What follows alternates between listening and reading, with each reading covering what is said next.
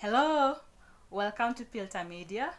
My name is Felgona, and as usual, it is a pleasure to have you here with me. So, we've been having a series of videos on academic writing, and so far, we have looked at the content, the structure, and the different styles of writing and academic writing. So, with the knowledge that we have shared so far, you should be in a position to write your paper, that is your academic paper, without any problem. So in this video, this is going to be the third and final video for this series. We'll have to look at some of the tips that can help sharpen your writing. Some of the things you can keep in mind to help you be more excellent even as you write. So the first thing to keep in mind, it has something to do with paragraphing. So as you're writing your paragraphs, you are supposed to keep in mind the words, the number of words that you use in each paragraph. Try to ensure that you are consistent with the number of words for each paragraph. For example, if in paragraph 1 you used 150 words, in paragraph 2 you should maintain the number, should be at least between 140 to 160. So try to maintain that range. You're not supposed to have, for example, you have 150 words in paragraph 1, then in paragraph 2 you have 200 words, and then in paragraph 3 you have 100 words. So the size of your paragraphs should be the same. The size in terms of the word count should just be a very close range to each other.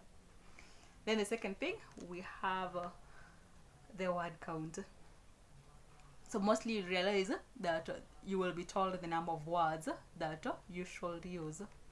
So for instance, they can tell you write an essay of 3,000 words. So if they state just a single figure, always ensure that you reach that figure. Don't write below the 3,000. So ensure that your words reach the 3,000. And these words, the references are not included in the word count. So just the content of the essay, that is what makes the word count the 3,000. So ensure you reach the 3,000. And if you must exceed the 3,000, then try not to go above 50. So in some cases, it can bring a problem. So always try, make sure you reach it and don't exceed it by 50. And then there are some cases where they will give you a range of words to use. They can tell you, write an essay of 3,000 words. And in this 3,000, they can tell you your word count should be either plus or minus 10%. So 10% of 3,000 is 300. So you can either write words that reach 3,000 minus 300, that is 2,700, or 3,000 plus 300, that is 3,300. So you're allowed to write between 2,700 and 3,300 words. So ensure you reach the 2,700. That is the lower limit. Ensure you reach it. You can go above it, but make sure you reach it. And as you go above it, do not exceed 3,300. That is as regard to the word count.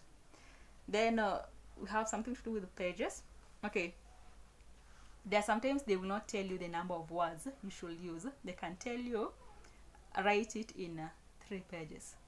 So if they tell you write it in 3 pages, you have to know the standard number of words per page. It varies depending on the site you're working for, but generally it is usually 275. So 275 words make a page, but there are some sites where they will give you 300 words for a page. So if they have not, if the site you're working for has not specified, then it should be 275. If they specify, then they will give you the number of words, but generally it is 275 words per page. So if they tell you write 3 pages, you know that you're going to be writing 825 words. And then something else, we have grammar. So in our first video, you said that grammatical error are frowned upon, and we have things such as Grammarly that can help you, working out your grammatical mistakes. But I want you to take a little bit of not in this area. Grammarly is something that corrects your English. It's an app for English things.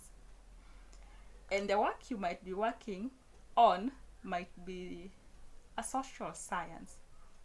So there's some terms that are acceptable in social science, but are not really acceptable in English.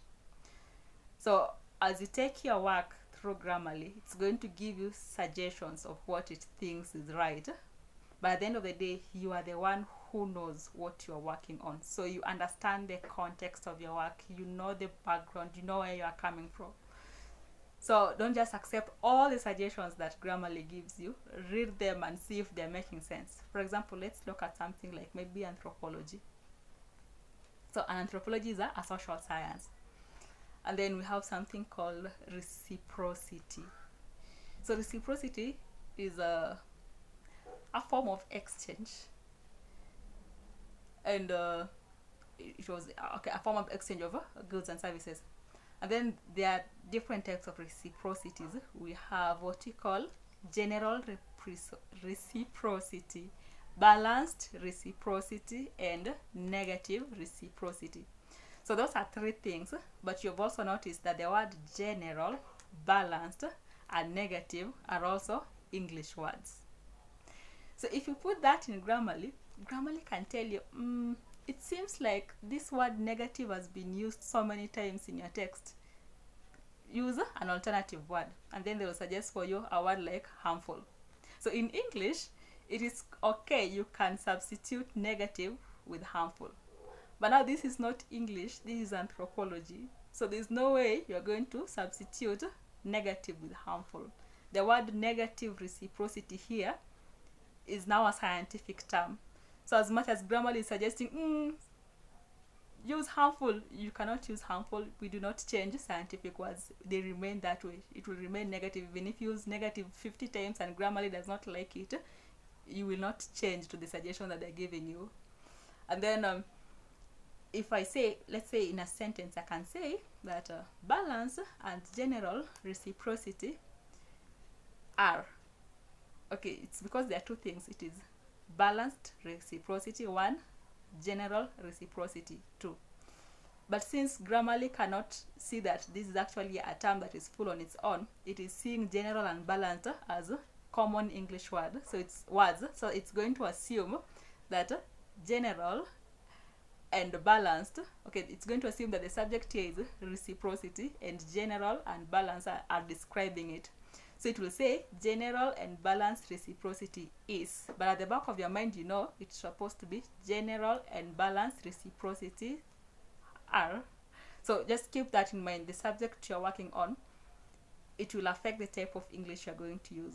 So as you go through Grammarly, make sure that you retain your scientific terms and stick to your context and to your background so that you do not lose meaning while paying attention to all the suggestions that Grammarly is giving you. Then the final thing, plagiarism. So plagiarism, this is the similarity index. If I look at your work, is it similar to somebody else's work? So is it a work that is original? When you're writing, always try to ensure that your plagiarism is less than 10%. If it is more than 10%, it is assumed you are copying. So always plagiarism should be less than 10%. And how to avoid plagiarism? As you read work from sources, when you're writing it, try to paraphrase the work so that it is the same context, the same concept, but not the same wording. So paraphrase. And every time you paraphrase work, you are still required to give a citation.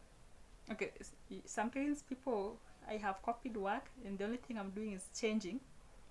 That is, I'm using synonyms. I can do that, but it is not advisable. It is not good. It will be assumed that I cannot think. I have to use somebody else's idea and actually copy it. So as much as sometimes you can be very desperate until you just end up using the synonyms, what you should try to do most of the time is just to paraphrase it in your own words and then give us the intake citation for everything that you have paraphrased. So with that, you should be able now to sharpen all your writing skills and be in a position to produce excellent papers. Thank you for having joined us for the entire series. In case you have any questions, feel free to ask them in the comment section and we'll respond to them. Until next time, stay blessed. Bye bye.